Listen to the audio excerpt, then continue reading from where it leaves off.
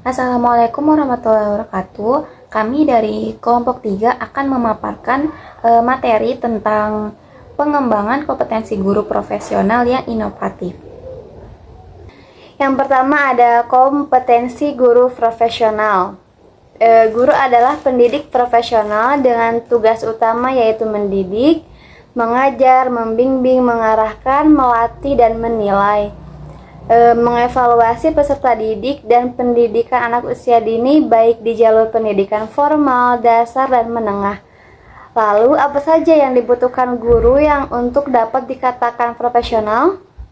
Nah, seorang guru dikatakan profesional jika memiliki keahlian, kemahiran, atau kecakapan yang memenuhi standar mutu atau norma tertentu serta memerlukan pendidikan profesi. Oleh karena itu, guru diisyaratkan memenuhi kualifikasi akademik minimal sarjana S1 atau D4 yang relevan dan menguasai kompetensi sebagai agen pembelajaran.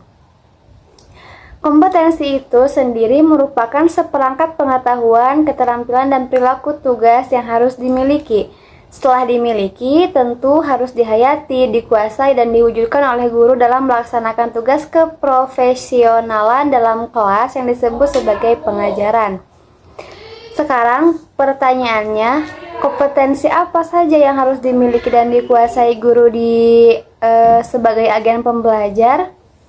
Nah, menurut PP No. 19 tahun 2005 pasal 28 ayat 3 dan Undang-Undang Nomor 14 tahun 2005 pasal 10 ayat 1, kompetensi guru atau pendidik meliputi kompetensi profesional, pedagogi, kepribadian, dan sosial. Yang selanjutnya ada kompetensi profesional. Kompetensi profesional dalam Standar Nasional Pendidikan menurut penjelasan pasal 28 ayat 3 butir C dikemukakan bahwa yang dimaksud kompetensi profesional adalah kemampuan penguasaan materi pembelajaran secara luas dan mendalam yang memungkinkan membimbing peserta didik memenuhi standar kompetensi yang ditetapkan dalam Standar Nasional Pendidikan. Kompetensi profesional guru merupakan kemampuan guru dalam melaksanakan tugasnya sebagai tenaga pendidik yang meliputi penguasaan pedagogik, pengetahuan, metodologi, manajemen, dan sebagainya yang tercermin dalam kinerja di lingkungan pendidikan.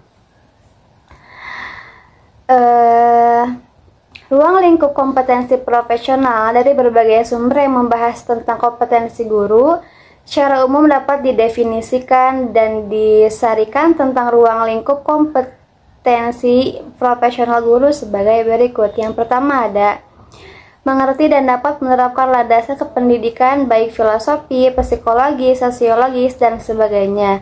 Yang kedua, mengerti dan dapat menerapkan teori belajar sesuai taraf perkembangan peserta didik. Yang ketiga, mampu menangani dan mengembangkan bidang studi yang menjadi tanggung jawabnya. Yang keempat, mengerti dan dapat menerapkan metode pembelajaran yang bervariasi. Yang kelima, mampu mengembangkan dan menggunakan berbagai alat media dan sumber belajar yang relevan. Yang keenam, mampu mengorganisasikan dan melaksanakan program pembelajaran. Yang ketujuh, mampu melaksanakan evaluasi hasil belajar peserta didik. Dan yang terakhir, mampu menumbuhkan kepribadian peserta didik. Selanjutnya ada materi peranan guru sebagai tugas profesional. Di samping tugas guru, peranan guru juga sangat diperlukan dalam menciptakan guru yang profesional.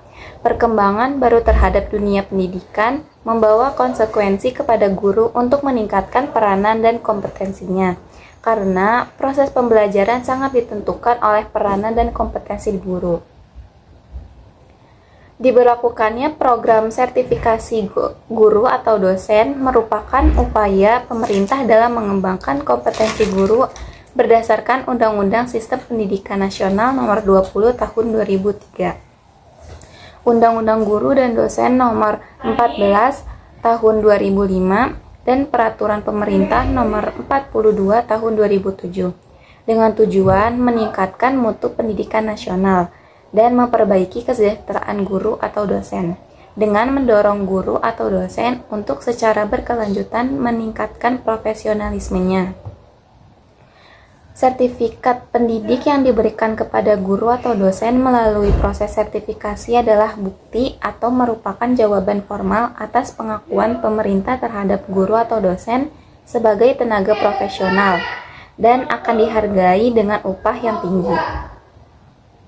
Peranan dan kompetensi guru dalam proses pembelajaran meliputi banyak hal, sebagaimana yang dikemukakan oleh Adam dan Deci dalam Basic Principles of Student, antara lain adalah guru sebagai demonstrator atau pengajar, pemimpin kelas, pembimbing, pengatur lingkungan, partisipan, perencana, supervisor, motivator, penanya, evaluator, dan konselor. Selanjutnya ada faktor pendukung dan penghambat pengembangan kompetensi profesional guru. Yang pertama ada faktor pendukung, meliputi pemerintah memberikan stimulus tunjangan profesi melalui peraturan pemerintah nomor 41 tahun 2009 tentang tunjangan profesi guru dan dosen. Usaha ini untuk meningkatkan profesional guru dan peningkatan kesejahteraan guru. Dalam hal ini, gaji merupakan salah satu sumber kepuasan kerja. Madrasah memberikan fasilitas pendukung program pengembangan kompetensi profesional guru dan kepala madrasah memberikan supervisi kepada guru, juga memberikan kesempatan guru mengikuti kegiatan program pengembangan. Pengawas memberikan motivasi bagi guru dalam meningkatkan kompetensinya melalui program pengembangan yang dilaksanakan. Motivasi dari guru sendiri yang selalu ingin terus memperbaiki kinerjanya dan meningkatkan kompetensi profesionalnya. Lalu ada faktor penghambat, yaitu pengembangan kompetensi profesional guru pelaksanaannya terkadang berbenturan dengan jadwal kegiatan guru atau dengan kegiatan yang ada di sekolah. Contoh yang belum optimal dan sistematis dari kepala madrasah sehingga belum terstruktur secara valid yang dapat ditunjukkan dengan data. Kurangnya kesempatan untuk mengembangkan profesi secara berkelanjutan. Banyak guru yang terjebak pada rutinitas. Semakin cepatnya perkembangan teknologi sehingga guru lebih proaktif dalam mengikuti perkembangan. Selanjutnya yakni materi tentang konsep dan karakteristik model pembelajaran inovatif. Pengertian model pembelajaran inovatif ialah merujuk pada pendekatan dan strategi pembelajaran yang baru dan kreatif dalam memfasilitasi proses belajar siswa. Model ini didesain untuk mengoptimalkan pengalaman belajar siswa dengan memanfaatkan teknologi dan pendekatan yang sesuai dengan tuntutan zaman. Tujuannya adalah untuk meningkatkan motivasi, pemahaman, keterlibatan, dan keterampilan siswa dalam pembelajaran. Lainor pada tahun 2002 menyatakan bahwa perilaku inovatif adalah tindakan individu untuk menciptakan dan mengambil ide-ide atau cara-cara baru untuk diterapkan dalam pelaksanaan dan penyelesaian pekerjaan. Guru profesional inilah yang diharapkan mampu mengenalkan siswa pada dunia iptek atau mengarahkan siswa ke masyarakat abad 21. Jika guru tidak ahli dalam dunia iptek, mereka tidak mampu mengajar siswanya untuk membantu dan memimpin dalam dunia informasi dan teknologi. Selanjutnya yang karakteristik model, yakni pembelajaran inovatif kolaboratif, di mana model pembelajaran inovatif mendorong kolaborasi aktif antara siswa. Hal ini melibatkan kerjasama, diskusi, dan interaksi antara siswa dalam menciptakan pemahaman yang lebih baik. Kolaborasi ini dapat terjadi secara langsung atau melalui platform pembelajaran online, seperti aktif dan partisipatif. Siswa didorong untuk berpartisipasi secara langsung dalam proses pembelajaran seperti melakukan eksplorasi, menciptakan, dan berdiskusi. Lalu ada berpusat pada siswa, di mana pembelajaran difokuskan pada kebutuhan, minat, dan kemampuan siswa. Lalu ada penggunaan teknologi. Teknologi digunakan untuk memperluas akses ke informasi, meningkatkan interaksi dan kolaborasi, serta memperkaya pengalaman belajar. Hal ini dapat melibatkan penggunaan perangkat mobile, platform pembelajaran online, aplikasi pendidikan, multimedia interaktif, dan alat pendukung teknologi lainnya. Semakin banyak inovasi yang dilakukan oleh guru, maka semakin banyak pula hal-hal yang produktif yang dilakukan guru seperti persiapan mengajar yang matang, persiapan ruangan belajar yang menarik, serta mendukung pembelajaran siswa.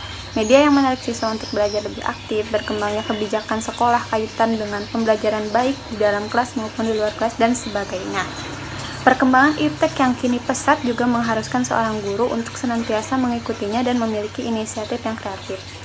Kondisi ini mengharuskan seorang guru untuk melek informasi dan teknologi. Jangan sampai seorang guru menjadi sosok yang gagap teknologi dan tidak mengikuti dinamika perkembangan teknologi yang berkembang sedemikian pesat. Seorang guru dapat memperdayakan media iptek yang ada saat ini. Guru tidak boleh gagap dalam hal mencari informasi materi dalam memenuhi kebutuhan belajar peserta didik. Dengan keterampilan pedagogik dan profesionalnya, seorang guru diyakini dapat menghadirkan materi atau konten yang tepat untuk peserta didik. Kan Mustafa dan Julhafid tahu pada tahun 2018, guru harus tetap berhati-hati mengambil informasi dan materi sebab ada banyak informasi yang tidak benar tersebar di berbagai media. Berikut adalah contoh model pembelajaran inovatif yang relevan dengan era digital. 1. Yakni ada flipped classroom. Model ini menggabungkan pembelajaran dalam kelas dengan pembelajaran mandiri di luar kelas. Lalu yang kedua ada project based learning atau PBL. PBL melibatkan siswa dalam proyek nyata yang memerlukan penyelesaian masalah, kolaborasi, dan penerapan pengetahuan dalam konteks yang relevan. Dan yang terakhir atau yang ketiga yakni game based learning, yakni mode pembelajaran ini memanfaatkan elemen permainan untuk meningkatkan keterlibatan dan motivasi siswa dalam pembelajaran. Materi selanjutnya akan disampaikan oleh Nurul. Baik, materi selanjutnya ada manfaat implementasi model pembelajaran inovatif, di mana implementasi model pembelajaran inovatif dalam pendidikan memiliki manfaat yang signifikan bagi peningkatan kompetensi profesional guru.